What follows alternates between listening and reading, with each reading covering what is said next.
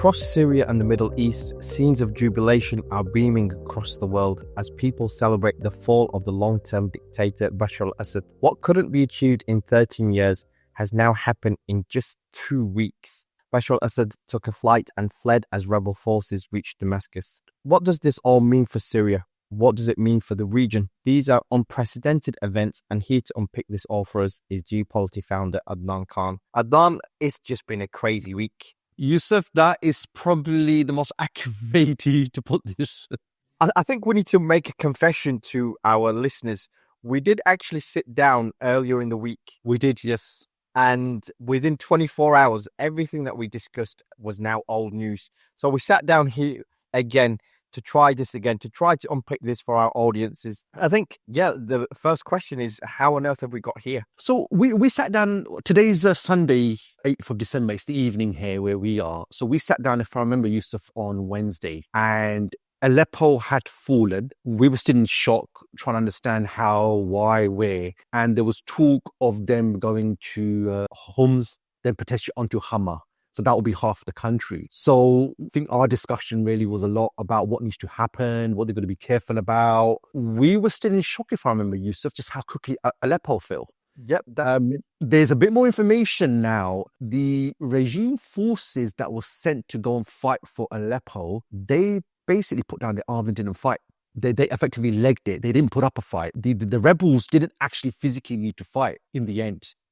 The rebels were shocked. Turkey was shocked. Israel, I think, is still in a state of shock. America's in shock. Iran's in shock. And I think even the rebels were in shock that they've taken over. I mean, this is the second largest city in Syria. It's the industrial hub. Their aim at the time was, because for a long time there's been talk, the rebels are going to open up a front against the regime. They've been stuck in the north of the country for a long time. It's been on and off. They've been back and forth with Turkey. Turkey was on board. It wasn't on board. There were divisions between the different groups. Then they did it, and even they were surprised. But what they did is they've capitalized on that. And here we are a week later where Bashar's fled. He's now officially been given asylum in Russia. I don't think he realizes that maybe the summers in Syria are quite long throughout the year because it's the winters that are really long in Russia. But the regime has physically capitulated. Nobody's put up a fight. What we can see now is after 13 years of war, the army, most of them are not being paid. Most of them can see the regime is hollow.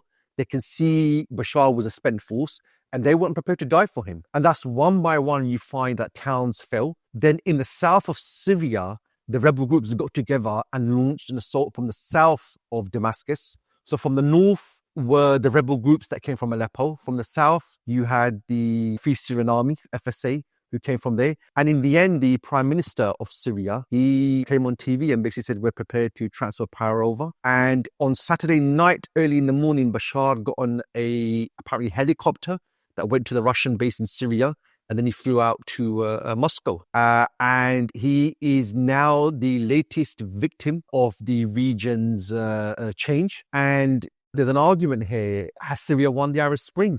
They've definitely won the first part, and nobody thought it was possible after all this time. But I'm sure, as we're going to discuss, there's actually still a long way to go. A lot of things need to happen. But I think everyone's still trying to work out how did the regime fall? A regime that was brutal, that looked as though it could never be moved. 2 weeks ago, Yusuf, the rebels were just a small faction on the north of Syria near the Turkish border. In 2 weeks, they've taken over the main heartland area from the north all the way down to Damascus. So everyone's still in shock. I think even the global media is still trying to work out what's happened. And it goes to show again, Yusuf, that we've seen over the Arab Spring, the course of the Arab Spring, you've got these leaders, long-term leaders. They're brutal, tyrannical, and they look very strong. But what you find beneath it all, beneath the fear, it's just completely hollow and there's nothing there. And once people can overcome the fear and they unite, really the regime's days are numbered. I mean, I remember when Gaddafi fell, the guy'd been in power 40 years, he would have thought he would have gone. I'm sure Bshar at the start of this year never thought by the end of the year he would be gone. I'm sure Sheikh Hasina, when she won the election in Bangladesh in January, she thought she'd probably in here for a whole term. So that's why I'm not surprised we're seeing the scenes of jubilation. You're seeing the sermons in the mosques. You're seeing people celebrating not just in Syria, but actually outside Syria as well. So this is definitely a very pivotal moment in the region. I'd agree. I think it is a question that needs to be asked. Has Syria won the Arab Spring? But before we get to that, it seems like these events, they came out of nowhere. I mean, the ceasefire was a few years ago. Arab Spring started end of 2010, 2011. It's been a long time and everything seemed to have gone cold. And then suddenly out of nowhere last week, Aleppo fell, then Hama, then Homs, and now Damascus. Is it right to actually say that these events came out of nowhere, or is there something else that we're missing? So it feels and appears it's come out of nowhere because we're outside the country and there's a lot of things you wouldn't see unless you're on the ground. What we know, for example, the rebel groups were planning an operation on Aleppo for a couple of years. This year, actually, they've been preparing. There's been some differences with Turkey. Turkey tried to delay on one occasion. On other occasions, Turkey was supporting it, then it would change his mind. The regime, for example, Yusuf, they sent 6-7 months ago, they were sending tanks to the northern areas. So they knew this was coming. There were talks going on between the regime and Turkey, and sometimes Russia and Iran would intermediate. And what was going on is Bashar basically wasn't playing ball. His view was, I've got nearly 95% of the country under my control. Why do I need to compromise? Why do I need to negotiate? That's what Turkey was trying to do. And what Turkey was trying to do is the northern areas, let's just make it autonomous. Turkey would provide security. Let's keep it autonomous. Obviously, Bashar's view is, I'm the legitimate leader of the country. I represent the whole country. The Arab League and the West were even talking about normalizing relations because he's won. So this was a surprise to us, but actually for people in Syria, this was a long time coming.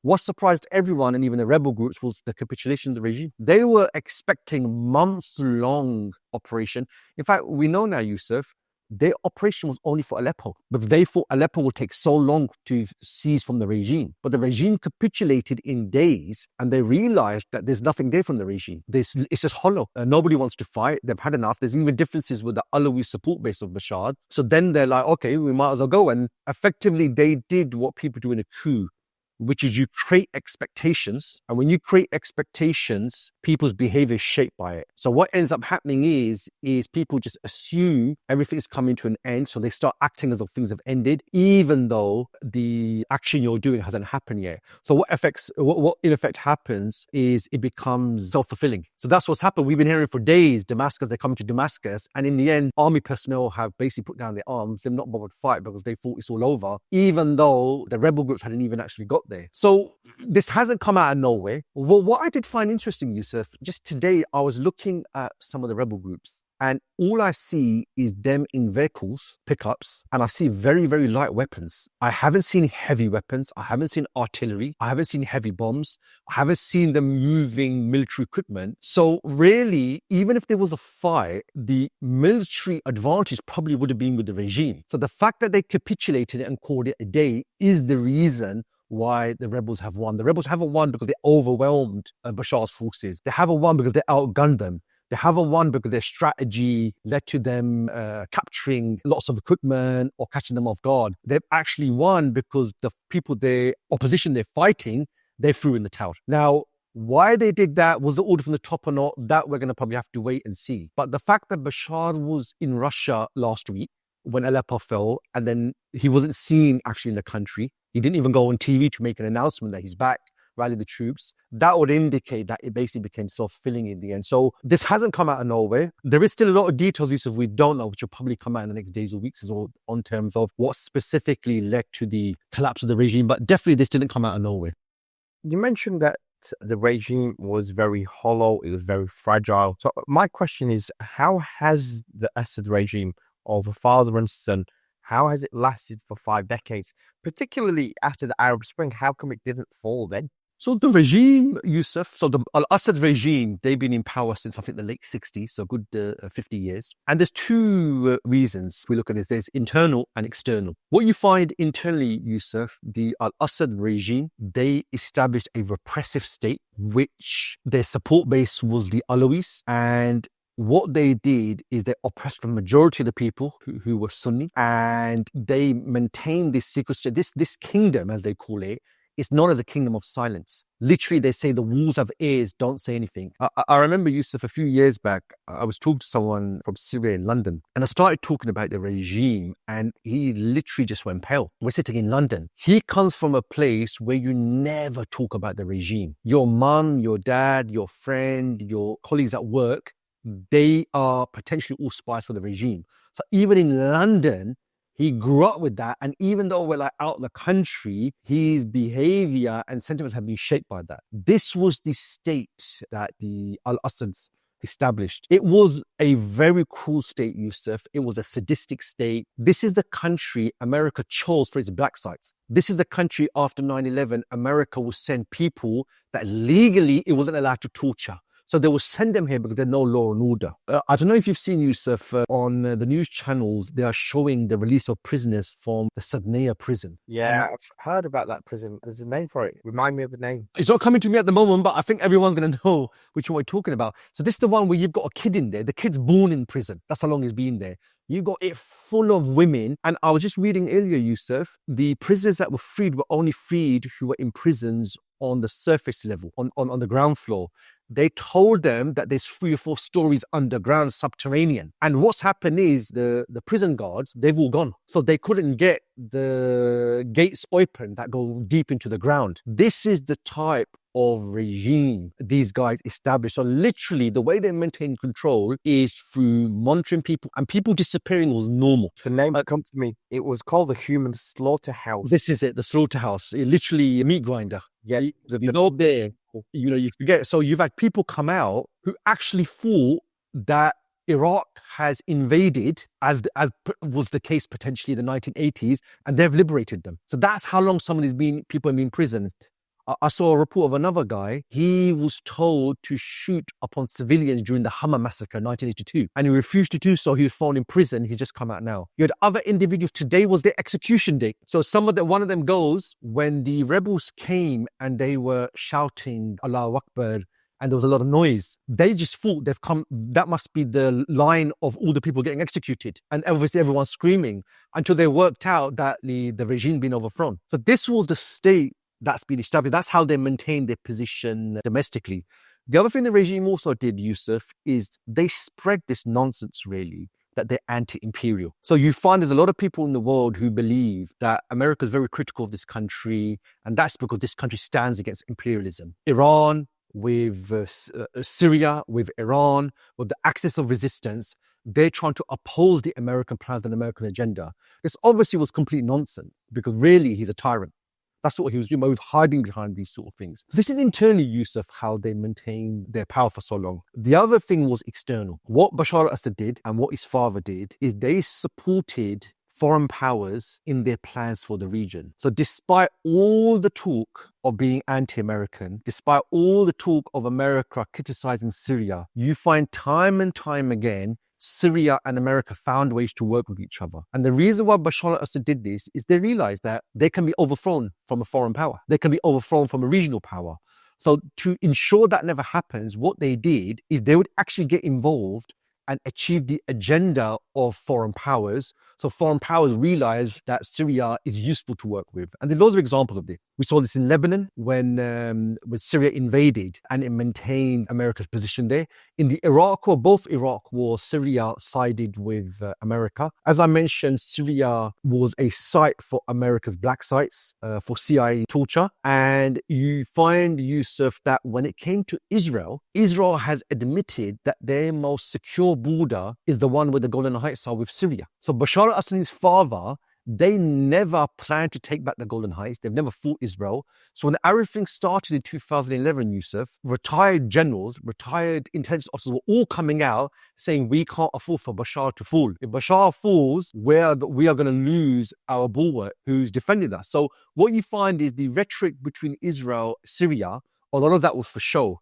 Really, Syria actually has been the most stable border area for Israel. Internally, they were repressive, and externally, Syria had no agenda for the region. What Syria did, it achieved the agenda of other powers. And that's why other powers, despite their rhetoric, they had no problem working with these guys. So I do find it farcical when you've got all these officials coming on media now and they're saying it's a great day, this repressive regime's gone. Hillary Clinton, when the Arab Spring started, she called Bashar Assad the reformer. She said, we need to give him time. He was being wined and dined in 10 Downing Street. He was being wined and dined by the royal family in the UK. And recently, at least the last year or so, Yusuf, the West, the Arab League, they were welcoming him back into the fold. So this is why the al-Assad family's repressive regime was able to last for 4 or 5 decades.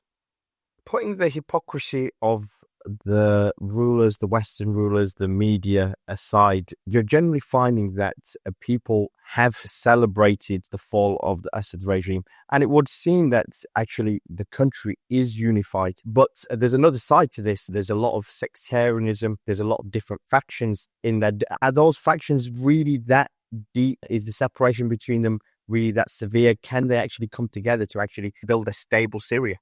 So you got a couple of things there, Yusuf. The al-Assad regime, they use sectarianism in order to unify their ranks and to get the minorities behind them. So their narrative is, because we're Alawis and we're in power, the Sunnis will always want to overthrow us. So you Alawis, you Druze, you Kurds, you need to support the Alawi regime, because only the Alawi regime can defend you and protect you against the majority Sunni. That's the narrative they pitch. So that's why when the Arab Spring took off in 2011, Bashar al-Assad resorted to sectarianism straight away. He goes, there you go. I've always told you this, that they're going to rise up against us. They're going to kill us all. Wing Jaban together and defend it against these majority. But the thing here is, if Bashar al-Assad was a Sunni Muslim, as many of the rulers were in the Arab Spring, the assumption here is that people wouldn't have risen up. The people rose up because they were oppressed. They had no rights. They lived in a repressive state.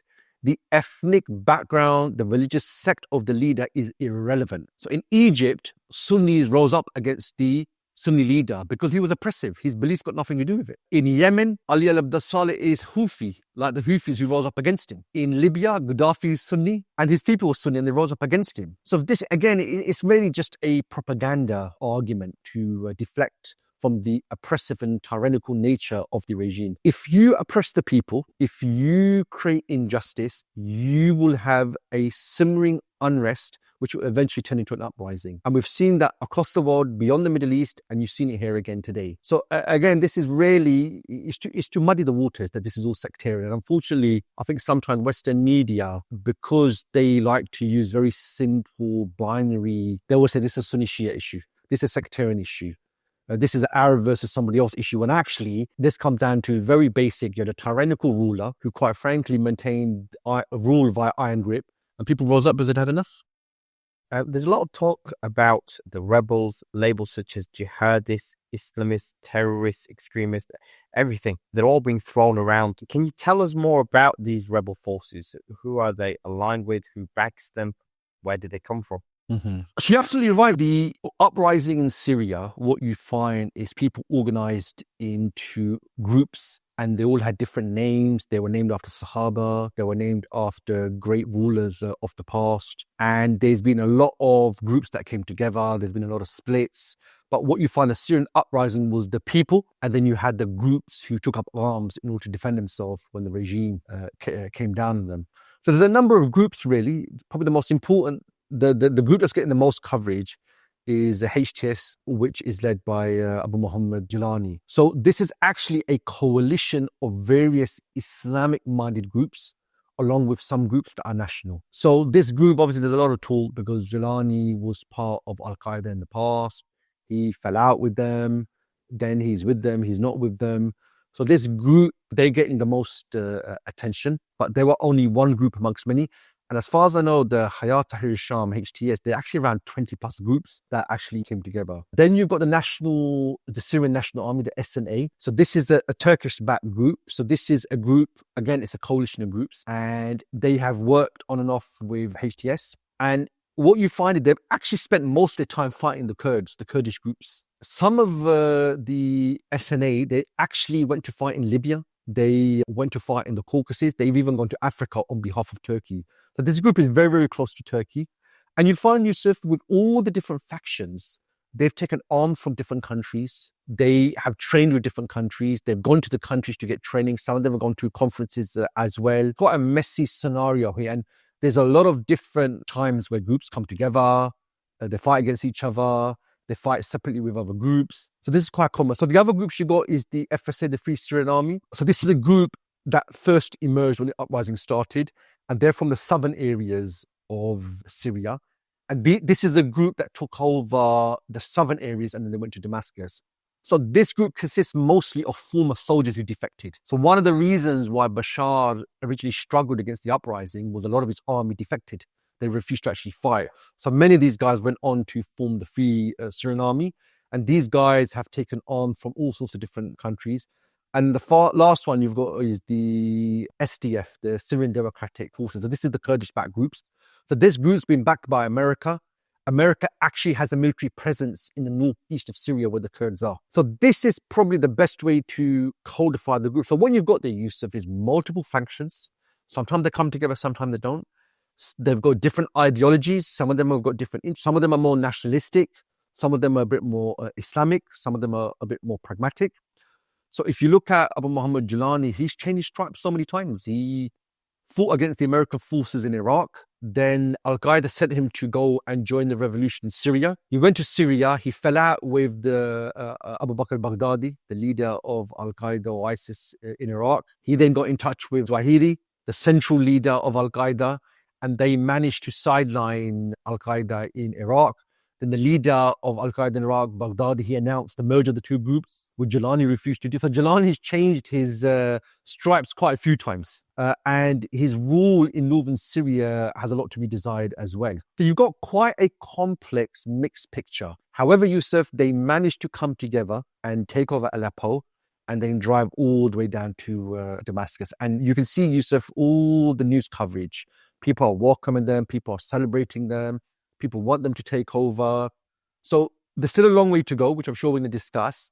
But yeah, multiple groups came together. So the people of Syria rose up, then they organized into groups. Many people from these groups came from outside Syria to be part of the revolution. Many people within Syria joined these groups as well. And today we're in the scenario where they've managed to overthrow the regime. One of the things that actually got me thinking was the timing, and I think a lot of people have been discussing the timing. It was straight after the ceasefire with Hezbollah. Many people are actually suggesting that the rebels are hand in hand with Israel. Where do these events in Syria leave Israel, and what is its regional position now? Mm-hmm. So if we look at Israel's relationship with Syria, what you find is the Golan Heights, which is the area of contention. The Syrians have never done anything or even demanded it back. And as we know, many Israeli officials have made very positive statements about the al-Assad family, about the regime, and how that side of Israel is its more secure border. But Israel has always had a problem with the regime in Syria's closeness to Iran and Hezbollah. So Israel views Iran as, they call it the octopus. So Iran's the head of the octopus, and all the tentacles, yeah, that's Hezbollah, that's Hamas, that's the Houthis, and that's Syria. So this was always a problem for Israel. And when the Arab Spring kicked off, it was a big problem because the Arab Spring, the attempt was to overthrow the regime. And the regime for Israel, despite all its rhetoric, has always maintained its border and kept it stable. And that's why you find that many Israeli officials 13 years ago came out in support of us and said, we're going to make sure it doesn't fall. He's actually been the best one. In fact, it was actually quite shocking. Usually these sort of things where you are publicly against the leader, but behind closed doors, you're on the same page. This came out completely in public. That's how worried Israel was. When the Arab Spring happened, the Arab Spring was a challenge to the architecture of the Middle East. And the architecture is what? None of these rulers are going to war with Israel. Even the rulers that criticize Israel, it's nothing more than words. They don't physically do anything.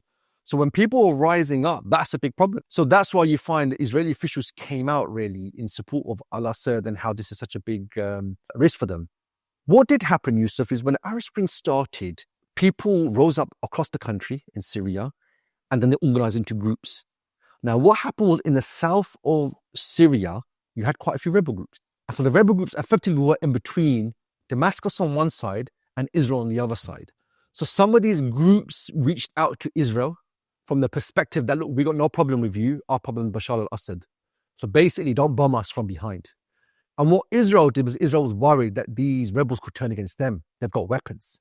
So what Israel did is it reached out to some of these rebel groups. But apart from this communication, it doesn't seem anything went further than that. And then also what we can see, Yusuf, is Israel is not on the same, the rebels want to overthrow the regime. Israel has never been for overthrowing the regime. Israel is critical of the regime relationship with Iran. It's critical of the regime's relationship with Hezbollah. But in terms of protecting and defending the Golan Heights and that border, Israel's completely in bed with them. So the rebels who want to overthrow them are on a completely different page to Israel. So now, obviously, if you look, Yusuf, with the regime falling, what's happened is Israel's already defeated Hezbollah, which has been its problem with the regime in Syria and its relationship. It's defeated Hezbollah, completely weakened them. And what you find is with the rebel groups, they want to overthrow the regime, and the regime is being held up by Iran and Hezbollah. So there is a shared interest there. Israel has a problem with Iran and Hezbollah, and the rebels have a problem with Iran and Hezbollah. But the reasons for why they have a problem with these guys and what they want to do is completely different. So although they hate the same people, the reason for why they hate them and what they want to do is completely different. And this is important because I think a lot of people were saying the rebels were backed by Israel. But actually, what the rebels want to achieve and what Israel wants to achieve is completely different. So that's why, although there was some communication with some of the groups in the southern areas of Syria, it didn't go beyond that, but they got two completely different objectives. I was reading on the news today that Israeli occupation forces, accompanied by tanks, have actually crossed into Syrian territory from the occupied Syrian Golan Heights, and are now occupying southwestern Syria. They've actually ordered, I think, 5 Syrian villages, the people in there to not leave their homes. What's going on here? Yeah, so if you've gone into a foreign sovereign country and telling people what to do, that's called an occupation. So what Israel's done, Yusuf, is taken advantage of the very fast-paced moving situation to do something it's always wanted to do.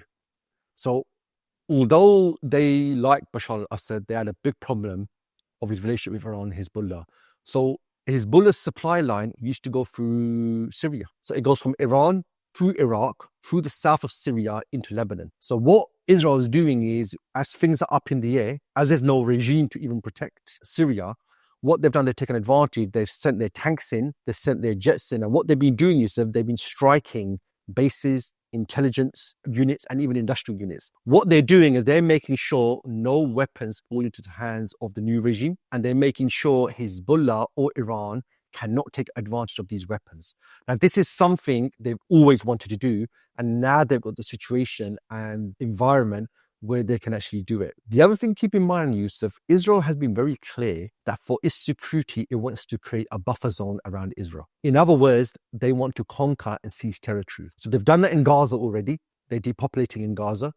In Lebanon, from the Lebanese border with Israel up to the Litani River, that's about 18 miles, they want that to be a buffer zone. Meaning, we know it's your country, but for our security, we don't want anyone living there. And they've always wanted to do that where the Golan Heights is with Syria. So what they're doing is they're taking advantage of the crisis in Syria to actually enact this now. In any other place, Yusuf, this is an invasion and occupation. In any other country, if anyone did that, if someone was to say, if the French were to say in the UK that for security, we need a buffer zone from Cornwall down to Kent up to Essex, is laughable because the UK is sovereign territory. That's what Israel's doing. What Israel's doing is taking advantage. No one's going to do anything. Who's going to do anything? You've just had an uprising. Things are up in the air in Syria. So they're taking advantage of the situation there. Do you think that the rebels, they will respond eventually when they get things organized?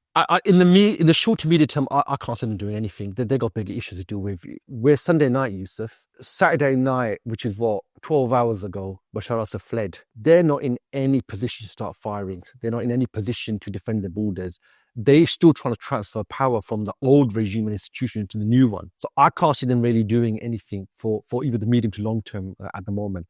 And even when they have got internal stability, they've got bigger issues to really deal with. This is a country been at war for 13 years. The al-Assad regime destroyed infrastructure, they destroyed towns. If you look at some of the towns, Yusuf, when the rebels were driving up to Damascus, they look like apocalyptic scenes from these Hollywood movies. You've got like homes which are completely destroyed. So they're in a position, and it's not just a matter of firing a couple of rockets, Yusuf, at Israel. You fire a couple of rockets, Israel will do even worse. So it's just priorities at the moment. And what Israel's doing, Israel doesn't need instability to do this. You look at what they do in Gaza. Look what they do in the West Bank. What they're looking at is, whilst they might have loved Bashar, they had a problem with his relationship. So what they're doing, they're fixing that reality now because they've got the opportunity to do that. So they are making sure whoever's in power in Damascus, they've got very few arms to threaten Israel with. They've got very few weapons. And more importantly, they have always been targeting Hezbollah and Iran and the Islamic Revolutionary Guard Corps in Syria. They always target them because for Israel, Iran is the threat in the region. And Syria's relationship with Iran was always a problem for them. I want to get to Iran and the wider region in a moment. Just one last question about the rebels themselves. Obviously, the top of the regime, I think everyone's now just watching to see what happens. What kind of government would be established? Is it going to be very secular? Is it going to be authoritarian? Is it going to be Islamic? What are your thoughts on this?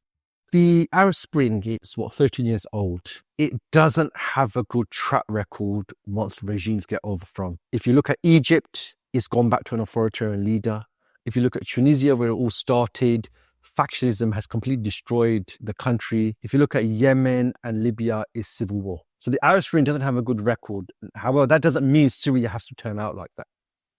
Now, I think what you're going to find, Yusuf, is the political process between the rebel groups is going to begin. And there are many, many rebel groups. These are groups that have sacrificed. These are groups that have fought with each other, sometimes against each other, sometimes against the regime. So a political process will start. It will begin. The feelers that have been coming, Yusuf, from these rebel groups. So Mohammed Jalani gave an interview to CNN, I think Friday night, Saturday morning. And he's talking about inclusive government, rights for everybody, a transitional government, and then elections for a full legitimate government. He's talking about territorial integrity. So that doesn't suggest they're looking to make major structural institutional changes. Now, because these guys have been fighting Yusuf for so long, they've not really had the time to sit down and talk about a post-regime scenario. In fact, if you were to ask any of these guys, Yusuf, last weekend, if they believe by the following weekend they'll be in Damascus with the keys of power in their hands, they would have laughed at you. But that's where they are. So they're talking about a transitional period. Then they're talking about establishing some sort of representative system. They haven't said anything about the old regime, Yusuf. They haven't talked about, will Bashar al-Assad be held to account? Again, Bashar al-Assad is one person. So no regime is one person. You need institutions and structures and systems. All this repressive system, are they going to be held to account? Are you going to close them down? Are you going to continue with them? Nothing. You've not had anything of what they plan to do with the old regime and old structures. And as a result, we've not heard about what the system would be. There's no charter. There's no broad guidelines that they plan to actually go by. So this potentially, Yusuf, opens up to a number of potential problems. So the power that the different groups have, that could become an issue. So you might find that opposing groups, this could potentially lead to violence. So the Kurds, for example, Yusuf, in the northeast of the country, they want autonomy. They're not talking about an inclusive government. They want to be part of it. They're talking about autonomy. That could potentially be a problem.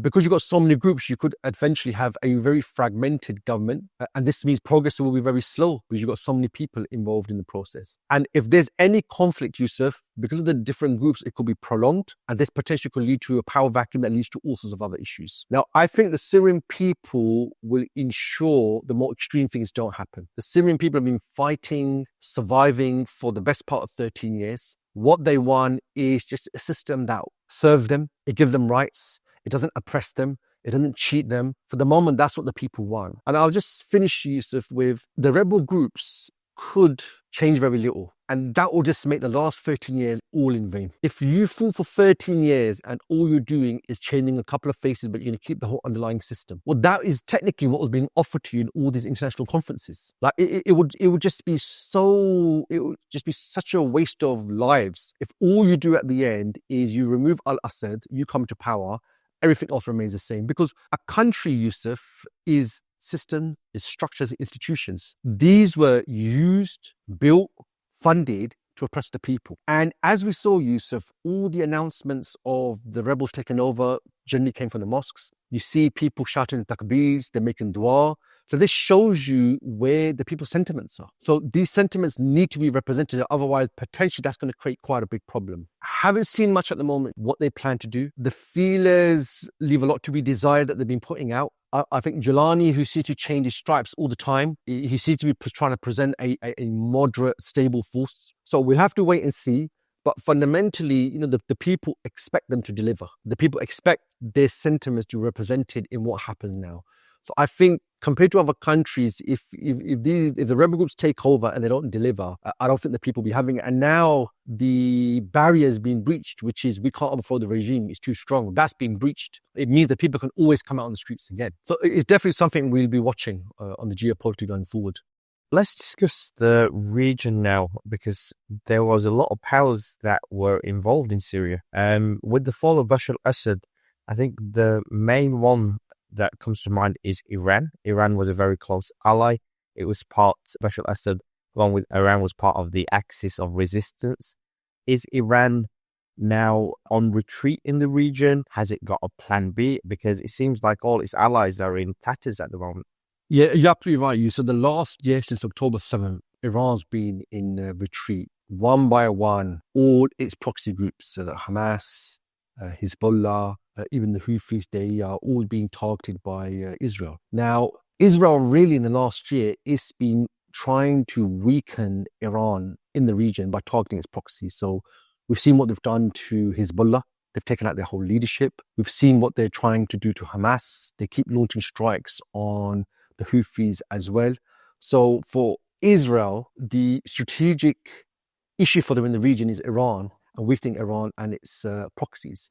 So by removing or by the departure of Bashar al-Assad, that does actually weaken Iran, because that was the leader in the region who was very close. Now, interesting, on Saturday, Iran, Russia and Turkey were all in Doha for talks. And in those talks, Iran didn't say it was going to aid or intervene for Bashar al-Assad. So this was Saturday during the day. So that's why I'm not surprised Bashar got the message that they're not coming to save him. And that's why by Saturday morning, he was gone. So it would seem, Yusuf, that Iran had concluded his days are numbered. The odds are against him in the region. They're on retreat because what's happened to Hezbollah.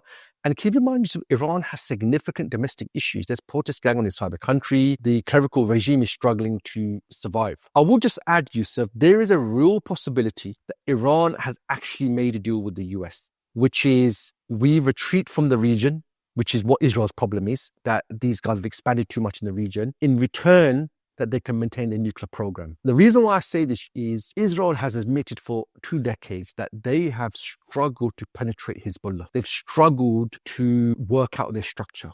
They, in a matter of a week or two, were able to identify and take out nearly all of Hezbollah's leadership. Now, the only one who has all that information and their whereabouts is the Iranians. So there is a real possibility, Yusuf, that Iran actually has made a deal that they can see the region moving against them. They can say Israel has managed to influence many US officials that targeting Iran is in America's interest and their interest. Adnan, come back on you on that. I've been reading a little bit about this and the weakness of Hezbollah and their leadership. And from my reading, it seemed like they were exposed after they entered Syria to help Bashar al-Assad during the first period of the Arab Spring. But you're saying something different. How do we marry these two up? So definitely, even Hezbollah has admitted that their entry into Syria, remember, Hezbollah was established to be a guerrilla group to defend Lebanon. So their focus has always been Lebanon, and the focus has been about Israel who come into Lebanon. So they're not established for offensive action. They're not established to go 100 miles into a foreign territory and conduct a war. That's a completely different type of warfare. Their training is all about how do we make it hell for someone who wants to come in the territory we're in. So they do guerrilla warfare, they do bombings, they set traps. So when they went to Syria to defend the regime, you had mid-level leaders. They had to engage with Syrian intelligence. They had to engage with Russia. And that, for the first time, opened up and gave access to intelligence officers who used electronic communication to work out who's who. But still, Yusuf, to have taken out the whole of their leadership, you still need a lot more information, very precise information, which not most people won't have. So I actually feel that there's a real possibility. So not definite. I actually think it's possible because the reason why you have proxy groups, Yusuf, is firstly, you arm the proxy group and they fight off their own resources. If they're successful, you get credit. If they fail, it's not your own troops. It's not your own army. Also, if you can drop that group because they're no longer useful anymore. So a good example, this is Wagner. Russia's Wagner, it became a problem. So they basically got rid of half of them and the other half they took into the army. If Russia had sent its own army to a country and the army refused to fight, you've got a massive problem. So I think this is a real possibility. Again, we'll have to wait and see with time. We find what happened. My calculations are, Yusuf, is to take out so many guys at the highest level. The information, because that information won't be available to most people, even in Hezbollah, because they maintain quite a deep level of security. So I think this is potential, but obviously, we have to wait and see. And actually what you find of, as Hezbollah has been taken out, as Hamas has been taken out, Iran's actually been quite reluctant to get involved. So if you look, even when Iran bombed Israel, they telegraphed it to the whole world. It was like, we're launching bombs at you because we have to look good, but we're just telling you we don't plan to do anything major, so don't get the wrong idea. So this is why I think there's actually a possibility that Iran's just cut a deal with America. They can see the odds are against them. They can see a lot of American officials are with Israel. So let's just go into retreat. And they've just made a deal that, look, we'll step back because we can see things are going in a certain way in the region. And in return, look, just let us maintain our nuclear program, we'll do it. I think there's a real possibility for that. But definitely, Yusuf, the fall of al-Assad, it has a major impact. So Iran used to always talk about this pathway to the Mediterranean. Sometimes they call it a Shia crescent. So you got Iran, Iraq, Syria, Lebanon, then you've got the Mediterranean Ocean. That's now been cut. That supply line's been cut. Bashar Assad regime fallen now. So definitely this has had a major impact, and it effectively just confirmed that Iran's action retreat in the region. What about Russia? Obviously, Russia has now given asylum to Bashar Assad. Where do you see Russia in this situation? So, Yusuf, Russia should never have even been in Syria in the first place. You are on the Eurasian continent. You've got former Soviet republics who you can't control, who you've lost to the West. What on earth are you doing in Syria, 300 or 400 miles away from your southern border? You've got no influence in the Middle East. You don't need energy. You've got your own energy. What are you doing there? The reason why they're there is there's a problem with the Russian mentality, which is they believe they're a superpower. They believe they should be treated as a superpower. And they believe they should be involved in international issues because they believe they're a superpower. But they have this inferiority complex that why they're not treated as a global power. So what Putin and what the Soviets have done historically is they do things across the world to show we're a global power. So they'll get involved in Cuba, they'll get involved in Africa, and all of this is to show we're a global power. They can't influence things. It doesn't help anything strategically. So the problem Russia has now, they entered Syria and saved the regime. Then the war in Ukraine started.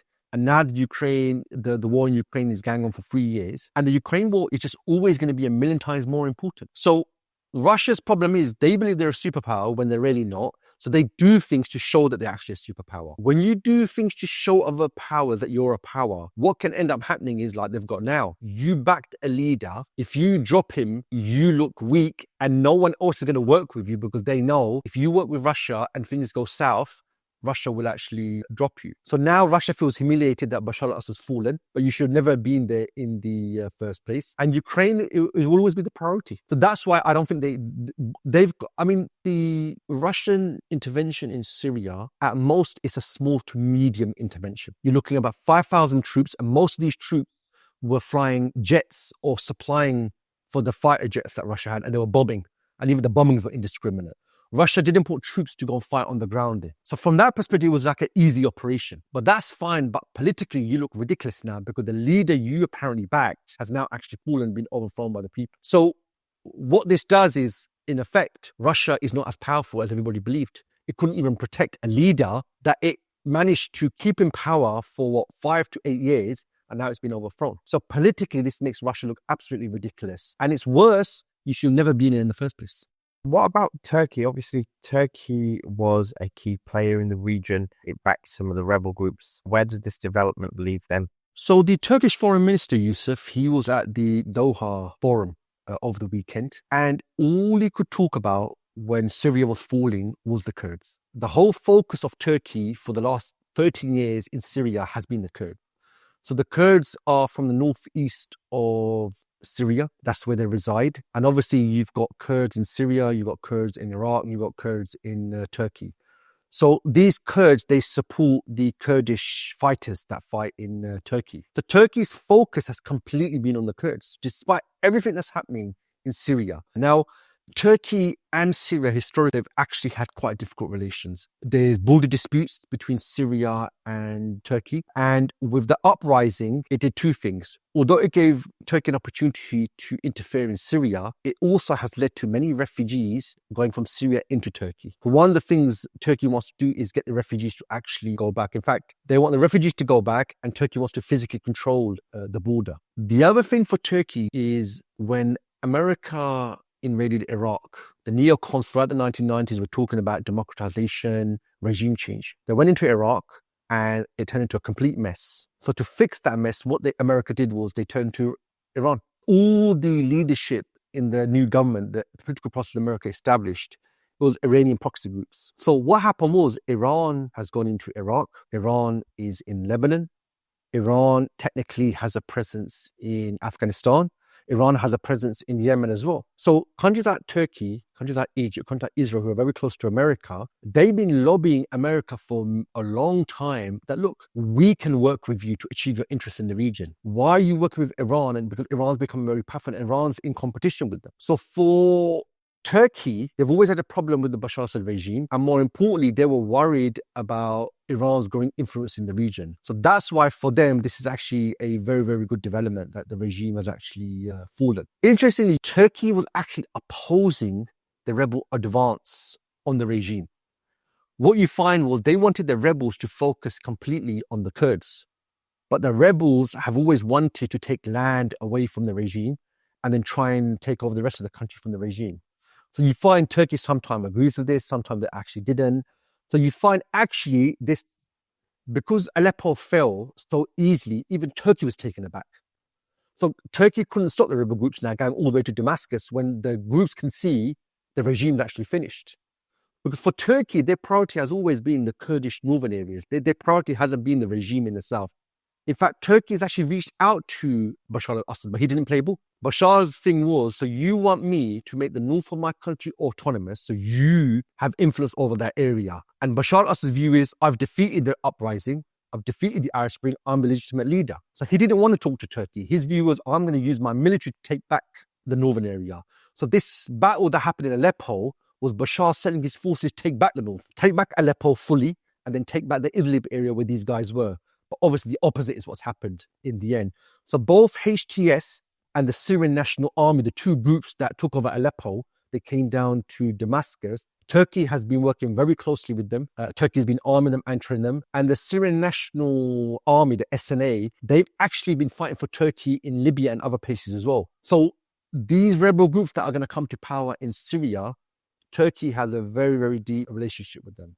And what this shows is Erdogan has no regional agenda. What Erdogan does is he gets involved in issues of the region and he works with the global powers for them to achieve their agenda, but he takes credit for doing it. So people praise Turkey's doing this, Turkey's doing that.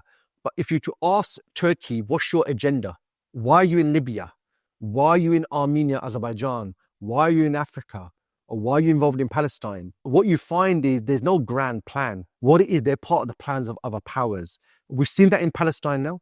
Erdogan built his whole career that I'm going to defend Palestine. When it came to the needs of the Palestinians, where they needed Turkey to intervene, Erdogan's nowhere to be seen.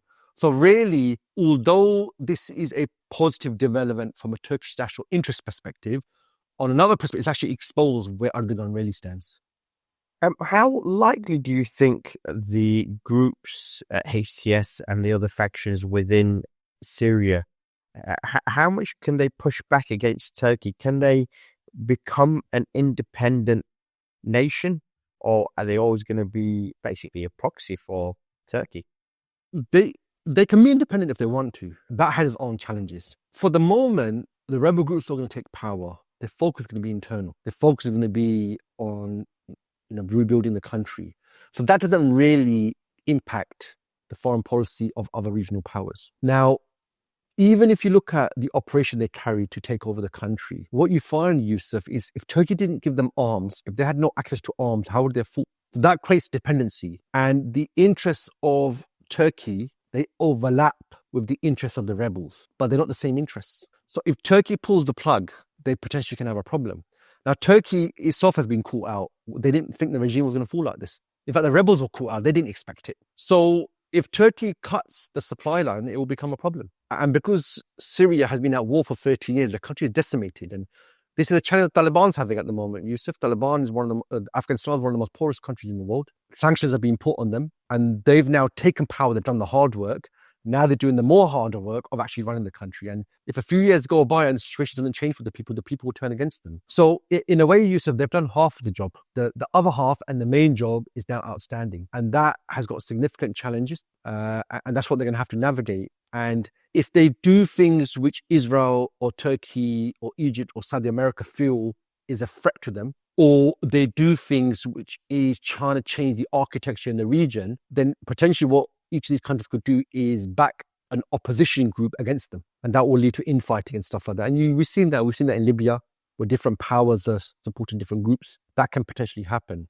But at the end of the day, because their focus is national at the moment, you don't really need foreign help. I mean, there is going to be an issue. They're going to need financing and development and these sort of things. But when it comes to infrastructure, usually it's China doing the building. So that's always an option for them. So again, this is something we need to watch. The feelers they're putting out, Yusuf, leave a lot to be desired. So we'll just have to wait and see how this turns out. What about the US? Trump tweeted and was critical of Obama even getting involved in Syria. Surely the fall of al-Assad is a good thing for the US, who's always criticized him.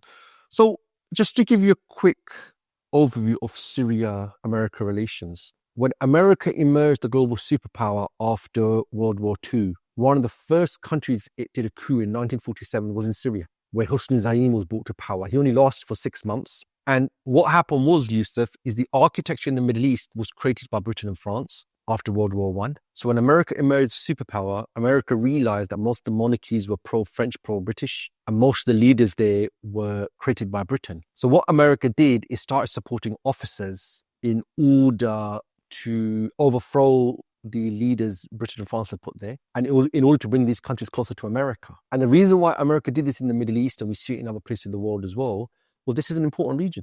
If it's an important region, you want rulers who are loyal to you, who are going to protect your interests. So Syria was the first place they did it. And Syria, if you look at the map, Yusuf, it has a border with Turkey, it has a border with Iraq, it has a border with Jordan, and it has a border with Israel and Lebanon. So if you control Syria, you basically get access and can try and gain influence in all these countries around it. And also, if you want to protect Israel, having Syria with you is also very useful as well. So that's why you find, Yusuf, time and time again, historically, America and Syria have been able to work together. So we see in Lebanon, they work together because Lebanon was controlled by the European countries. We see in Iraq, the first invasion, second invasion, Syria was with America. And as I mentioned, when it came to black sites and torture and these sort of things, you find Syria and America being able to work together. And actually what you find, Yusuf, is Syria in the past has backed jihadi groups in the region, which have served America's agenda. So what the US strategy seems to have been with Syria is we're going to work with this country, but how do we control it? So the way we control it is we isolate the country from the region. We make it a pariah in order that we can control it. So what you do is nobody can engage with it. You make it a pariah, and then you engage with the country by effectively saying we're going to work with, we're going to move sanctions, as long as you do X, Y, and Z. And that's a similar strategy we see them use with Iran as well.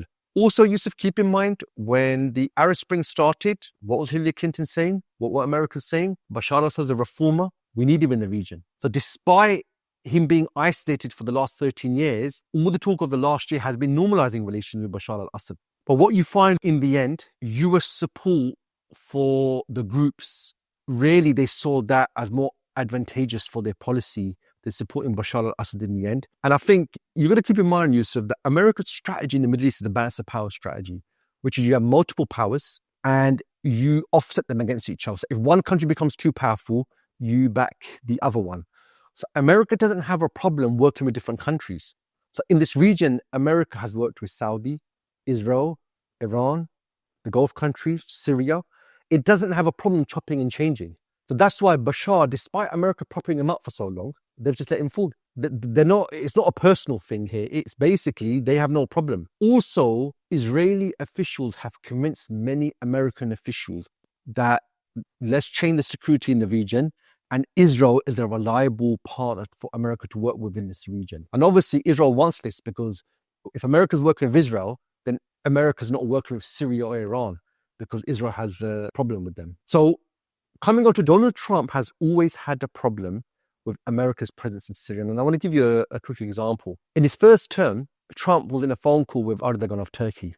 And Erdogan asked him, I don't understand, Mr. President, why are American troops still in Syria? And Trump said, yeah, it's because we're fighting ISIS. And Erdogan said to him, but you've defeated ISIS, so why are your troops still there? And Trump was, you know what, you're absolutely right. So Trump got off the phone, he gets on his own phone, and then he tweets, I've just spoken to Erdogan, why on earth are we in Syria? We've defeated ISIS. And then he declares on Twitter, I am removing American troops from Syria. It took Congress a week to pass a law that he has to authorize that with Congress, and they don't authorize it. So Trump has always had a problem. And remember Trump, these forever wars. Why are American troops in these countries fighting a war where we don't need to be? So that's why he tweeted, and he was trying to blame Obama that we shouldn't even be here. Why are we even in this country? However, the narrative I've given you of America's relationship with Syria, America's relationship with the region, America, how it views Syria, it has deep relations, and it sees Syria playing a very, very important role. This is Trump's personal opinion that he tweeted, but his personal opinion is firstly against what America's been doing for decades. And then secondly, remember, Trump, he does things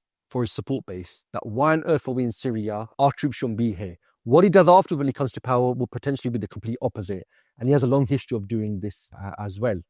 So for America, despite how useful Syria's been, America's got many cards to play with, and it doesn't mind chopping and changing leaders who it works with. And that's what it's done here.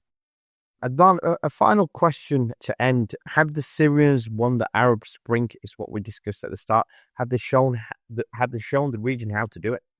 So the Syrians, Yusuf, they've been through a lot.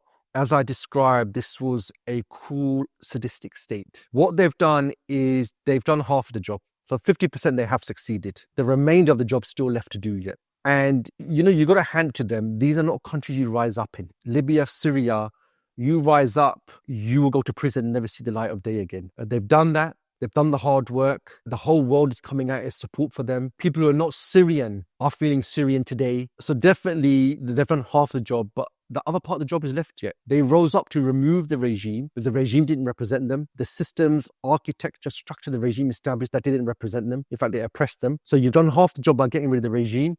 Now you need to get rid of all the things the regime used to oppress them. So we're talking institutions, we're talking about the secret services, the defense establishment. All the structures need to be uprooted and replaced, and then to be replaced with those things which are in line with the sentiments of the people. If that doesn't happen, then what was the point of the last 13 years? You're just changing a few faces, which is what the regime offered you. So what Syria has shown is when the people unite, when groups unite, when opposition unite, they can overthrow the most brutal dictator. And that's what Syria has shown us. However, the other half of the job is left yet. So for the Arab Spring to succeed, they need to do the second half now.